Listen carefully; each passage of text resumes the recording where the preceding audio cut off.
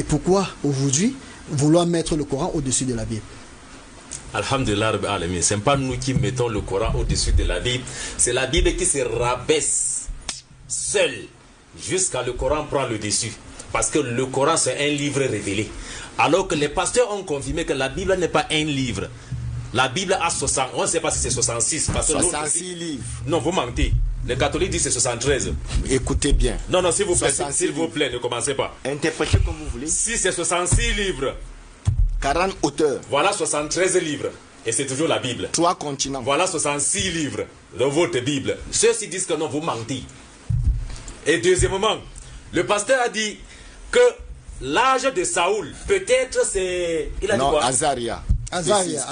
Il a parlé de 2 Chroniques 22. Oui, que c'est peut-être celui qui a écrit ça. J'ai dit que celui qui a écrit... S'il vous plaît, laissez-moi... Non, je sais ce que j'ai fait. Non, il a dit la lettre 2. Et la lettre 4 se ressemble de la même façon. Voilà, c'est puisque c'était écrit sur les apocryphes. Alors, c'est question d'interprétation. Donc peut-être c'est celui qui a écrit ça qui a fait l'erreur. Ce n'est pas peut-être, c'est celui qui voulait relever qui a fait l'erreur, puisque c'était écrit sur les papyrus. Ok, allez-y, vous avez la parole. Voilà pourquoi les témoins de Jéhovah viennent dire non, vous mentez. Vous dites que peut-être c'est celui qui a écrit ça qui a fait l'erreur. Les témoins de Jéhovah viennent corriger ça. Dans 2 Rois, chapitre 8, verset 28, verset 26, les témoins de Jéhovah disent Achazia avait 22 ans lorsqu'il devient roi. Arrivé aux 2 Chroniques, les témoins de Jéhovah disent il avait 22 ans lorsqu'il devient roi. Ils ont corrigé. Merci beaucoup. Mais ils ont corrigé. Merci beaucoup. C'est ce que je disais. S'il vous plaît. C'est la question que je vais vous la poser. Pour finir, on va croire à quelle Bible? Ta Bible ne corrige pas. La Bible de l'autre vient te corriger. Tu es content qu'ils ont corrigé. Ils ont corrigé. C'est ta Bible. On ne parle pas de celui qui n'est pas là. S'il te plaît. S'il te plaît. De celui qui est là. S'il te plaît. Et le pasteur a posé une question ici. La question que j'ai posée, c'est toujours là. Hein. Donc vous allez nous dire que peut-être c'est toujours celui qui a écrit, qui a oublié l'âge de Saoul. L'autre Bible vient encore vous corriger. J'ai dit, aujourd'hui vous aurez chaud. Lui, c'est comme 21. J'ai même déposé la Bible là, où il y a même trop de Bibles devant nous. Lui, c'est comme 21, dans 1 Samuel chapitre 13, verset 1. Ta Bible dit, ils ont oublié l'âge de Saoul. Ceux-ci ont sorti l'autre Bible, ils ont dit non. Si on laisse comme ça, les musulmans là vont monter au-dessus. Il faut qu'on corrige l'âge de Saoul. Lisons-nous ça, Oustas. Ici, on dit, Saoul était âgé de 30 ans. Hey. Lorsqu'il devient roi. Lorsqu'il devient roi. Alors que dans l'ancienne Bible, on dit Saoul était âgé de an. Là maintenant, ceux-ci sont venus après, ils ont dit non, c'est pas normal. Comment Dieu peut oublier l'âge de Saoul?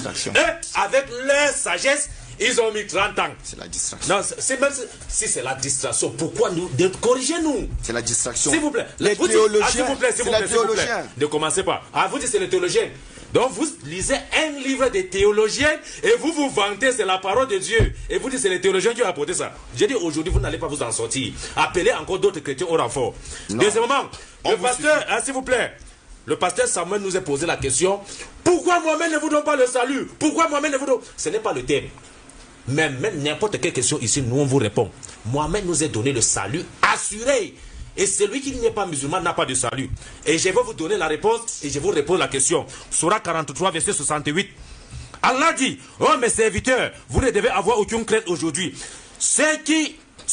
Vous ne devez avoir aucune crainte aujourd'hui et vous ne serez point affligés. Ceux qui croient à nos signes et ils sont musulmans, entrez au paradis.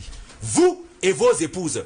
Donnez-nous un seul verset où Jésus dit, ô chrétiennes, entrez au paradis. Voilà pourquoi Jésus va vous chasser au dernier jour.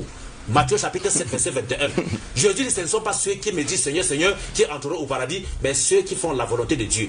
Plusieurs viendront au dernier jour et me diront, Seigneur. Le thème, il ne faudrait pas que nous sortions du thème. Non, il ne faudrait pas que nous sortions du thème. Nous ne parlons pas du paradis. Nous parlons la Bible et le Coran, quelle est la parole de Dieu. Heureusement, le modérateur t'a sauvé, parce que vous êtes sauvé autant pour moi.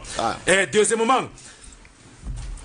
j'entre maintenant, et je conseille ces livres à toute personne qui voudrait faire l'étude comparative. Dialogue entre un chrétien et un musulman. Dialogue entre un chrétien et un musulman. Donc si vous avez besoin de ce livre, contactez le numéro qui est écrit au bas de votre écran. On va voir ce qui sont dedans. Dans la Bible, parce qu'ils ont pris dans la Bible pour écrire ici. Tu es venu faire le marché ici? Oui, ça me regarde. C'est mon problème. Regarde, mais tu as dit ça à l'autre jour, on ne vient pas donner le numéro ici. Oui. Pour chercher les fidèles. C'est pas mon numéro. Voilà le numéro. J'ai dit le numéro qui est en bas. Tu ne connais pas. Écoutez bien. Ne nous distrayez pas, s'il vous plaît. Dans la Bible, on ne sait pas si c'est Satan qui était Dieu de David ou bien c'est l'Éternel qui était Dieu de David. Je ne sais pas si je dois laisser ça en suspense ou bien je dois donner les versets. Ah, modérateur. Non, vous devez lire. Ok, merci beaucoup. 2 Samuel chapitre 24, verset 1. On dit, la colère de Satan a frappé David et David a dénombré Israël.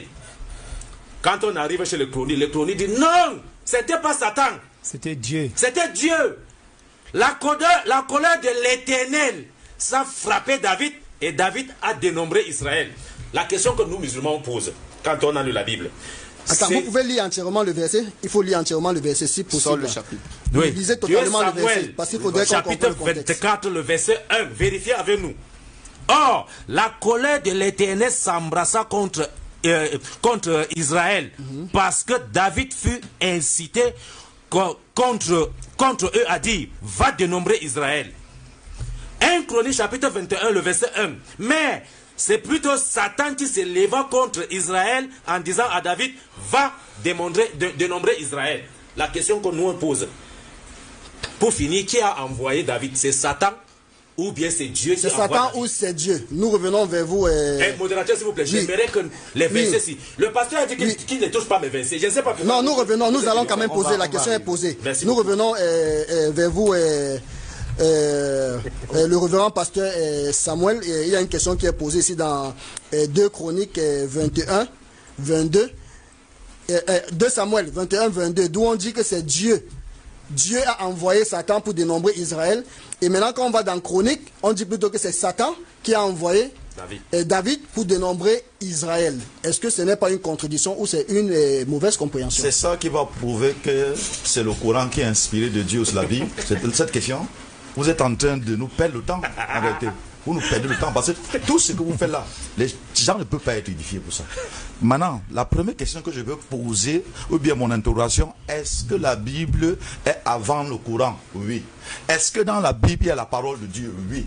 Est-ce que dans le Coran là, il y a les psaumes de David? Est-ce qu'il y a la Torah? Est-ce qu'il y a la parole qui retient la Bible là-bas? Oui. Regardez ce que les musulmans font. Ils falsifient la Bible. Ils prennent ce qui les plaît pour venir contre. Tout ce qu'on fait là, c'est la contradiction. La contradiction, regardez, Deutéronome, mon frère. Deutéronome.